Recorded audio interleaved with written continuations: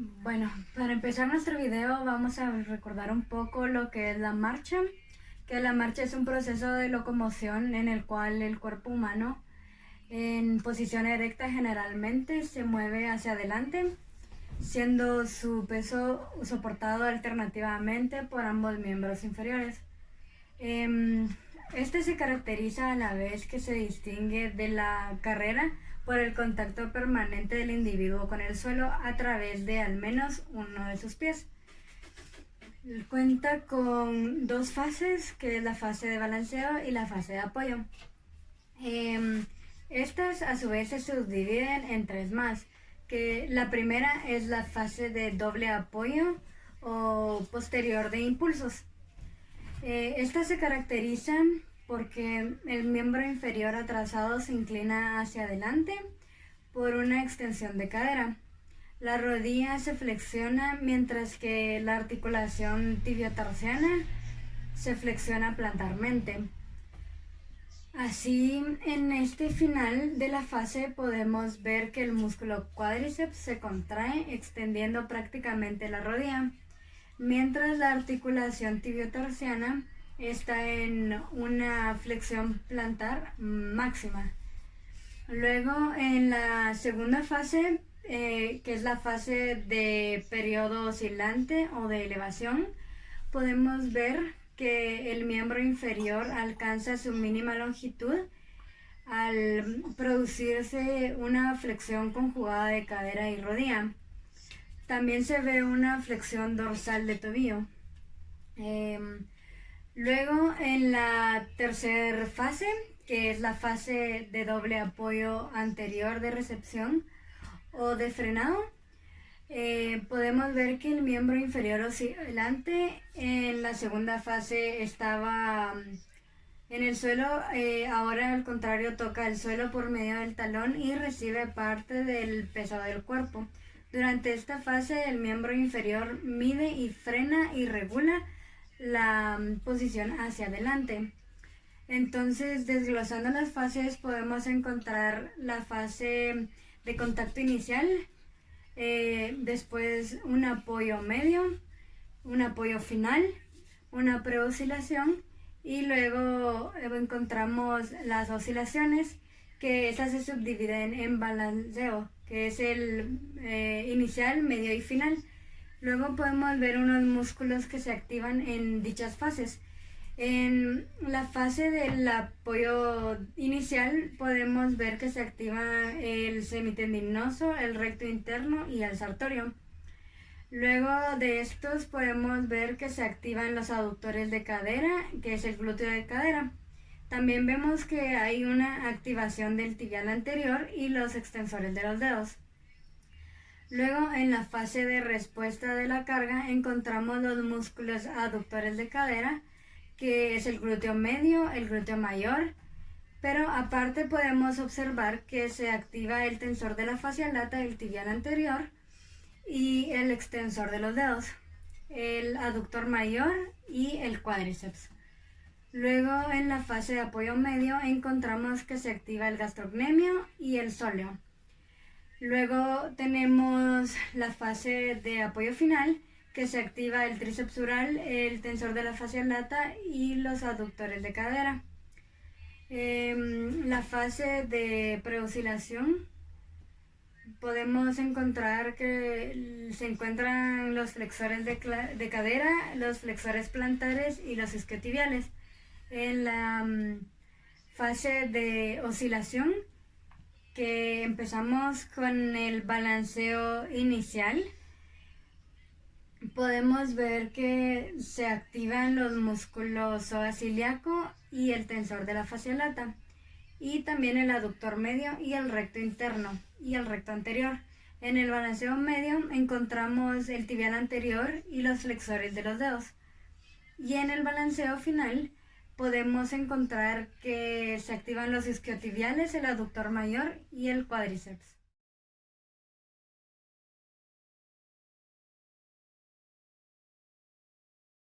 Voy a hablar sobre la marcha miopática, o también conocida como marcha de pato o balanceante.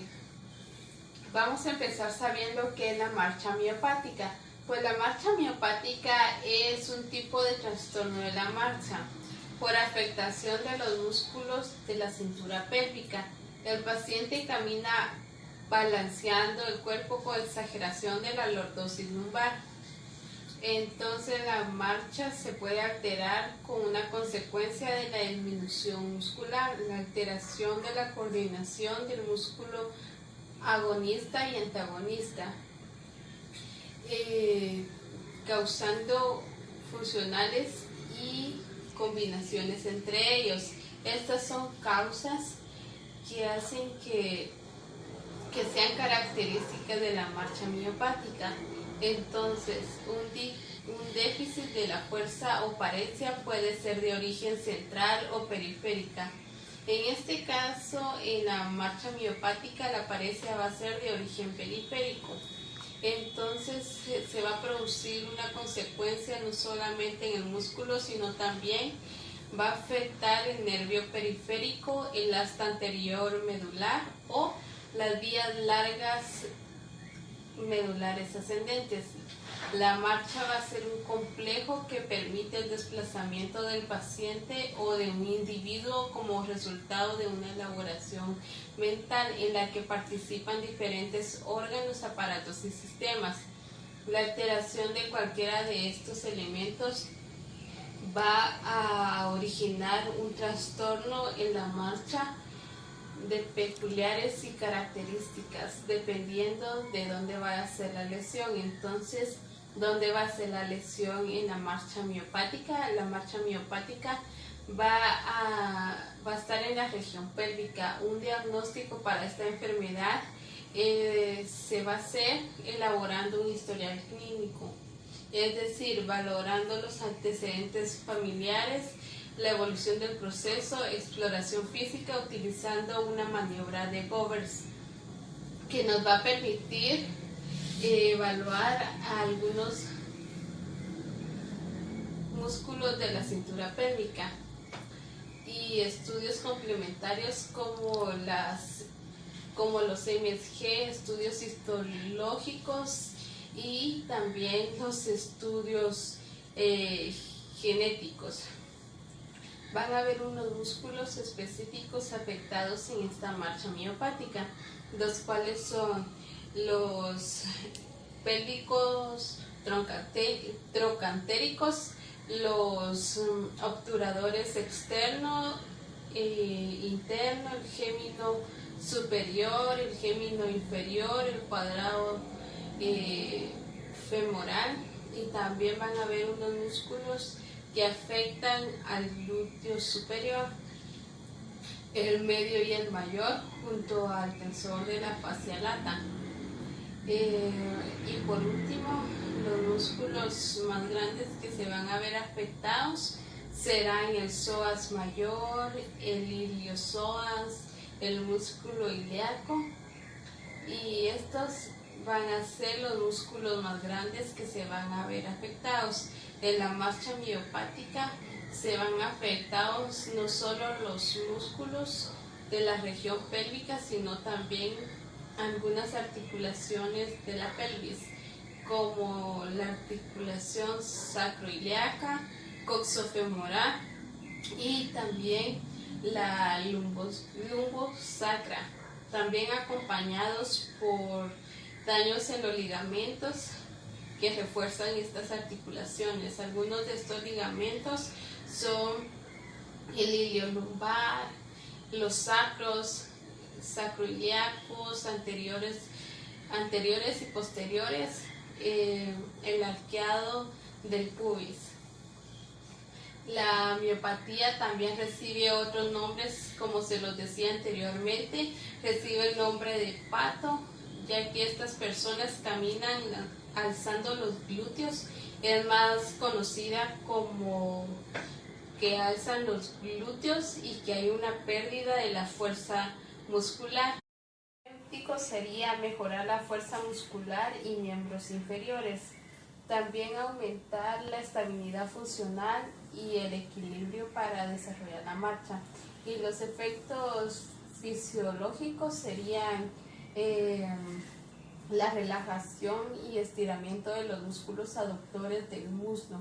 También estimular y ejercitar al muslo del glúteo medio. Este es uno de los ejercicios que le podemos aplicar a nuestro paciente para mejorar los aductores y el muslo. También vamos a ejercitar al muslo y al glúteo medio con este ejercicio.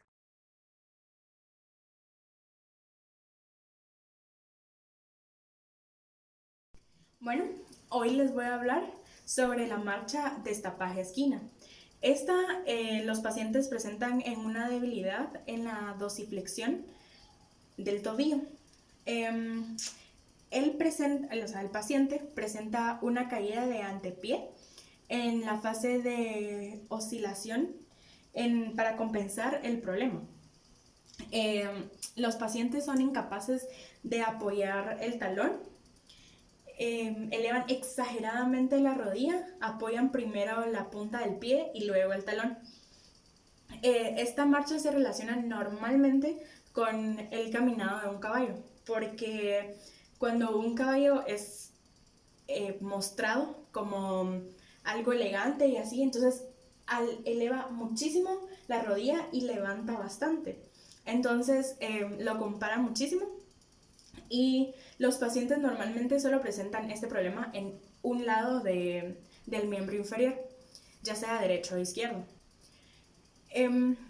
Este problema tiene principalmente los músculos afectados, es el tibial anterior y el tibial posterior, pero hay dos secundarios músculos, que es el gastrocnemio y el sóleo. Normalmente también pueden afectar a otros músculos, pero principalmente a estos por la dorsiflexión del tobillo, que es lo que afecta principalmente.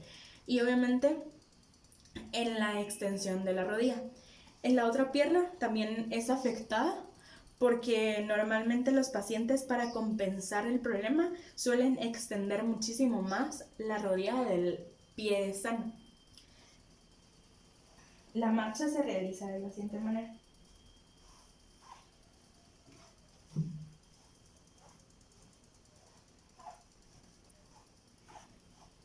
Si se dan cuenta, normalmente es como rebote de el miembro afectado. Este suele darse normalmente por las lesiones del asta anterior, por el alcoholismo y el déficit del B12. También afecta al nervio ciático, o sea, puede generar con el pasar del tiempo, afecta el nervio ciático. Pero esto es normalmente cuando el problema o la marcha se relaciona con un problema en una fractura o en una lesión ósea. Ya sea que esta lesión no fue tratada correctamente o el tratamiento no se dio un tratamiento posterior a esta lesión. Entonces el tratamiento normalmente es quirúrgico, pero como hay problemas que suelen relacionarse o son efectos secundarios de esta marcha, entonces son los que se tratan con terapia física. Pero específicamente para esta marcha no existe como ejercicios muy puntuales de la marcha, pero se realiza normalmente, se le solicita al paciente que realiza una marcha continua y una marcha supervisada. Entonces el fisioterapeuta va a ir corrigiendo poco a poco y formando una costumbre en el paciente a realizar correctamente la marcha.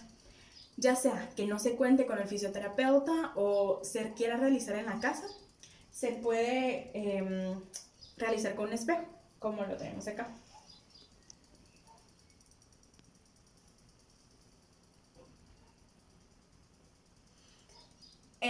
Se requiere principalmente un espejo un poco alargado para que se pueda observar todo el miembro inferior. Entonces se puede observar correctamente. Se realiza esto el espejo para que el paciente esté consciente de las partes del cuerpo que está movilizando y el progreso que él va realizando. Entonces realmente no se tiene como mucha ciencia, digamos, para realizar este ejercicio. Simplemente se tiene que realizar la marcha, ir mejorando la postura, poniendo recto el torso y no ir realizándolo lento y poco a poco para poder observar un esfuerzo.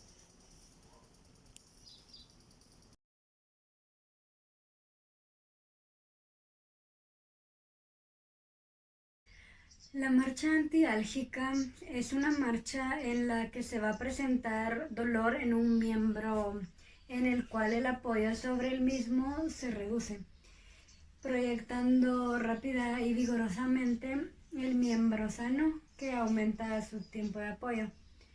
Se puede observar que en esta marcha a pacientes que presentan dolor en cualquier parte del miembro al caminar puede verse por apoyos plantares, incluso en pacientes con artrosis de cadera. Se caracteriza por un ritmo secuencial, donde la pisada empieza siendo fuerte, pisada suave y pisada fuerte. Una de las principales causas de la marcha antiálgica es el síndrome ciático, el cual consiste en un dolor continuo lumbar con irradiación ciática, el cual va a generar descargas punzantes en el miembro inferior. Luego se va a presentar una columna rígida y desviada por la escoliosis antálgica. Otra causa pueden ser patologías osteoendinosas. El mecanismo de la marcha se da en lesiones centrales de la columna. Esta marcha se hace lenta y simétrica, a pasos cortos, intentando limitar la fase del doble apoyo y la movilización de la columna. En lesiones laterales de la columna, el alivio parece inclinado y el tronco hacia el lado no afectado. La marcha se hace a pasos cortos, evitando el apoyo del talón del mismo lado. En algias del movimiento inferior,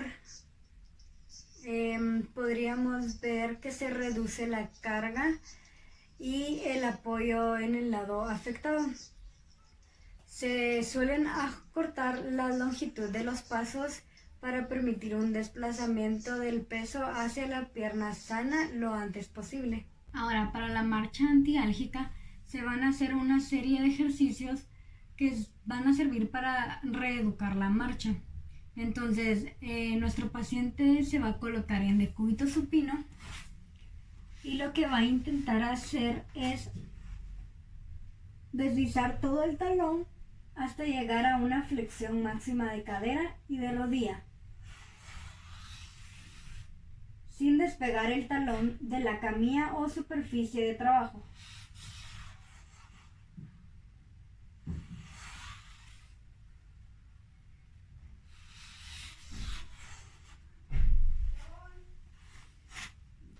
Para el segundo ejercicio se va a colocar en supino y lo que va a realizar es que con el calcáneo va a tocar en la pierna contralateral el malleolo interno, luego la rótula por la parte media y luego va a regresar la pierna a posición inicial.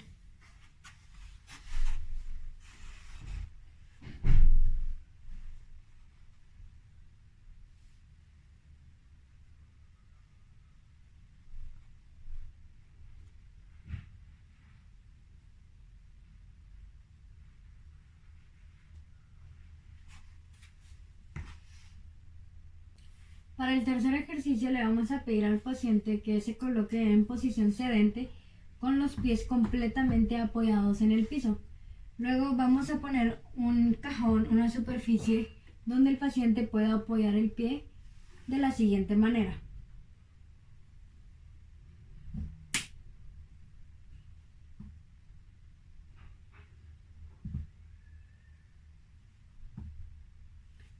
Luego de realizarlo con la primera pierna, pasamos a realizarlo con la segunda pierna.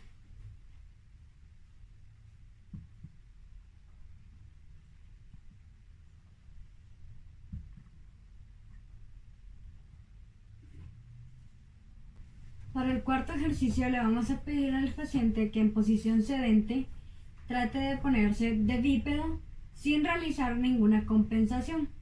Si necesita apoyo, se puede agarrar de una pared o podemos utilizar implementos como un tubo enfrente para que el paciente pueda agarrarse de una mejor manera.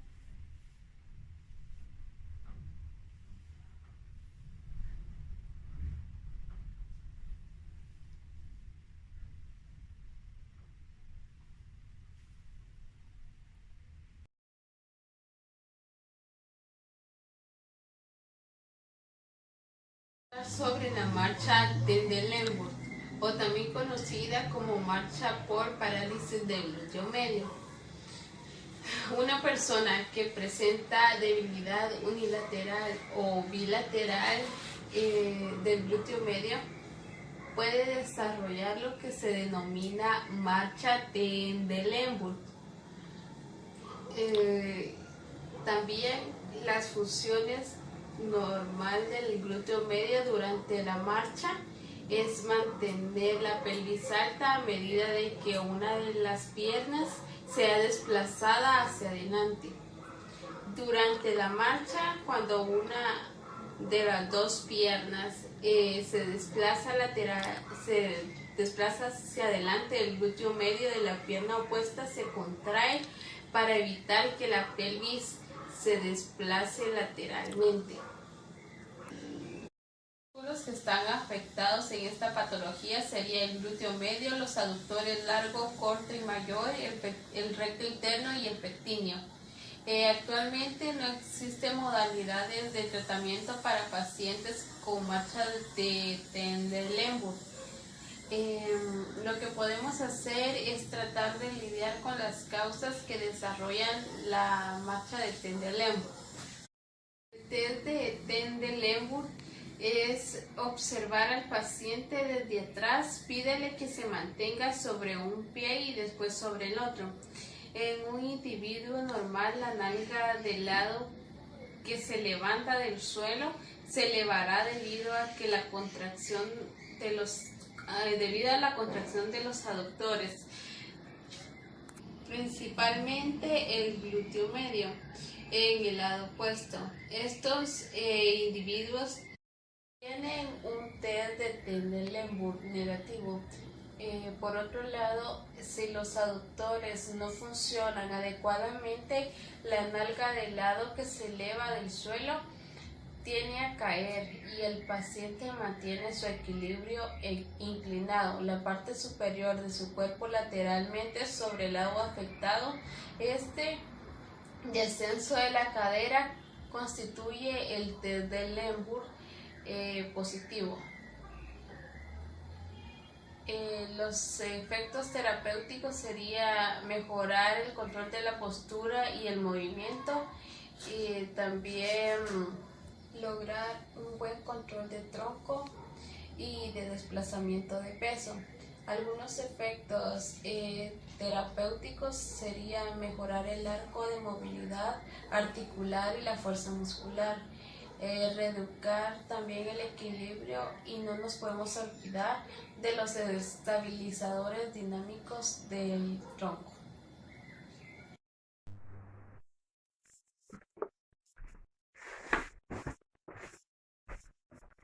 Bueno, los ejercicios que podemos recomendar para trabajar el glúteo medio sería, vamos a pedir al paciente que esté en una posición lateral y le vamos a pedir que tenga sus rodillas flexionadas y también la cadera. Le vamos a pedir que eleve el pie en este. Nosotros queremos trabajar el glúteo medio del lado izquierdo, entonces le vamos a pedir que haga una pequeña elevación que no pase de la cadera y que mantenga ahí por unos minutos. El siguiente ejercicio que podemos realizar también para trabajar el glúteo medio, le vamos a pedir al paciente que haga flexión de su pierna y le vamos a pedir de que abra y cierre, perdón, la rodilla. abre, cierra. Entonces ahí estamos activando el glúteo medio del lado izquierdo. El siguiente ejercicio que vamos a realizar va a ser, le vamos a pedir al paciente de que vuelva a elevar su pierna, como en el primer ejercicio que realizamos. Igual, no vamos a pasar de la cintura. Y le vamos a pedir que haga círculos. Entonces vamos a hacer círculos y vamos a mantener presionada la cadera. También para apoyar. El siguiente ejercicio que vamos a realizar, y es el último, sería, le vamos a pedir que flexione y vamos a hacer igual que el segundo ejercicio que realizamos, solo que esta vez vamos a subir y baja. Al momento que baja, él tiene que subir el talón. Sube rodilla, sube talón. Sube rodilla, sube talón.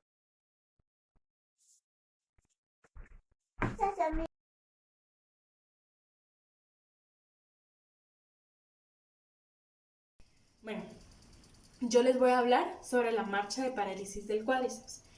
Esto es cuando el paciente realiza todas las marchas, todas las fases de la marcha, cuando todos los músculos extensores de cadera estabilizan la rodilla después de colocar el talón.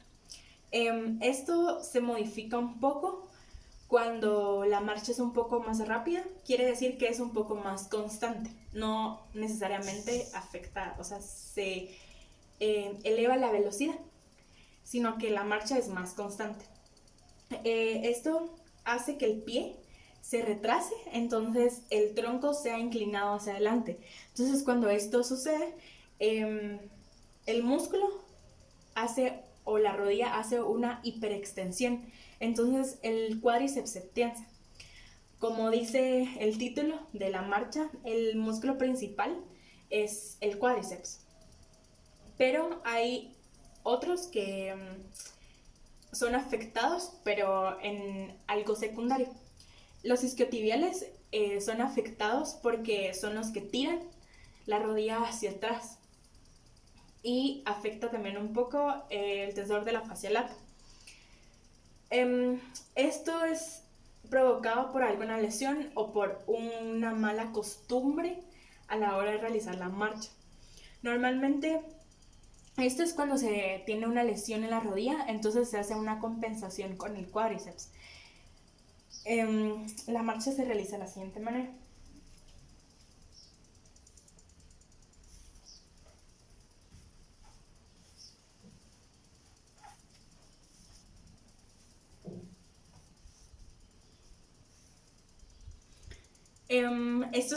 Los ejercicios que se necesitan para el tratamiento de esta marcha son normalmente los que fortalecen el cuádriceps, ya que se genera una gran tensión en este músculo y necesita o relajamiento o tener un poco más de fuerza para que no se haga compensaciones con el otro miembro o afecte directamente en la columna por la inclinación que se tiende a realizar. Entonces, lo primero que podemos realizar por si genera alguna molestia, se realiza ejercicios isométricos. Entonces, se pone sedente en una camilla o en un lugar plano, se pone un rodillo debajo de la rodilla y se hace una contracción en una extensión de rodilla. Se mantiene aproximadamente 10 segundos o 15, ya sea el caso del tratamiento o como vaya avanzando, por unas 3 veces a la semana con una serie de 10 veces. Entonces solo se realiza el ejercicio isométrico y se sostiene. Otro ejercicio que se realiza, ese es un poco con más dificultad, podríamos decirlo así. Se tiene que realizar una extensión de la misma forma como fue realizada antes, solo que esta vez vamos a usar una resistencia que sería una TheraBand. Entonces se coloca igual el ruedo abajo de la rodilla, se coloca atrás del pie el TheraBand y se realiza una extensión de rodilla, pero teniendo un poco de resistencia. No hay que poner tanto, por lo mismo que el músculo es suficientemente tensado, entonces solo se realiza una pequeña resistencia para realizar la extensión. Otro ejercicio que es muy similar al anterior es poner una silla y se coloca una silla o en una camilla y de la misma manera tratamos de extender solo que hacia abajo y no esforzando tal vez tanto como en el ejercicio anterior.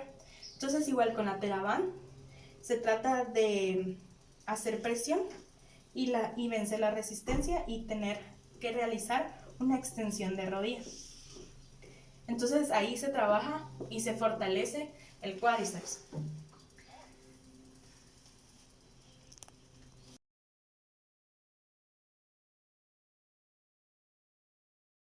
Bueno, ahora empezaremos hablando sobre la marcha en parálisis del glúteo mayor. Esta es una marcha muy rara y se produce de una forma pura e independiente.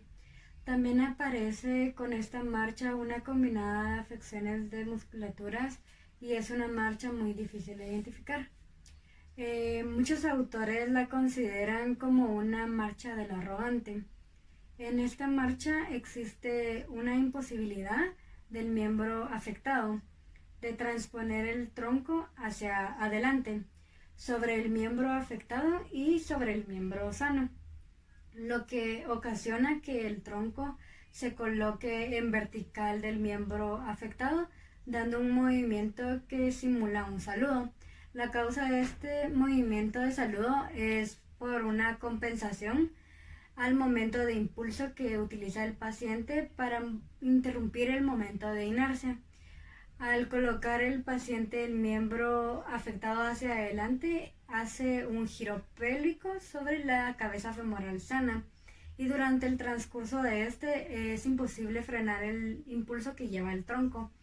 Al no existir el freno del glúteo posterior, se nota una caída libre del paciente, lo cual es eminente. Y así podremos observar que el paciente hace un movimiento de hombro en dirección contraria, lo cual es un retroceso brusco para frenar el movimiento de caída. Los elementos que facilitan el movimiento son los movimientos articulares de la cadera y el músculo psoas.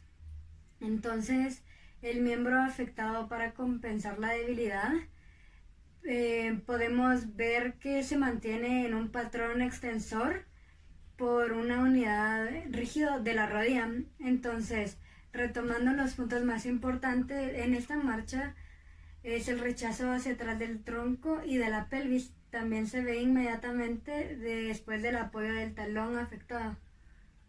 También se puede observar al mismo tiempo que aparece una protrusión de la cadera afectada hacia adelante. Y por último, podemos observar que hay una rigidez por extensión de la rodilla durante la fase de apoyo. Ahora podemos hablar específicamente del glúteo mayor, que es un músculo muy potente cuya principal función es por un lado la extensión de cadera durante la marcha y la carrera y por otro lado es la estabilización de la pelvis. Además, el glúteo mayor es un rotador externo de cadera y es capaz de realizar una abducción o aducción de cadera según la contracción de sus fibras. Para el primer ejercicio para marcha de parálisis por glúteo mayor vamos a necesitar un step. Este ejercicio se llama retro step. Entonces nos vamos a parar frente a él y vamos a subirnos, y el ejercicio consiste en bajar la pierna sin apoyar por completo el pie.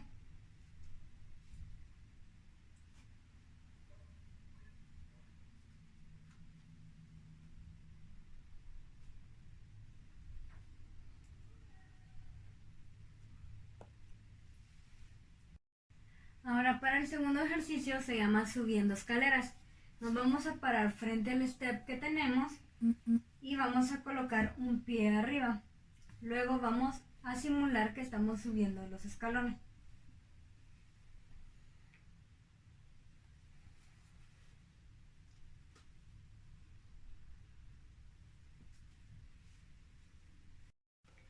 Para el tercer ejercicio se llama peso muerto a una pierna. En este ejercicio vamos a hacer una extensión de cadera tratando de tocar el piso, y la pierna que va a ser la pierna de apoyo se puede estar en una flexión de rodilla. Entonces vamos a bajar y tenemos que verificar que la pierna que se va a elevar no haga una rotación externa, solo la extensión.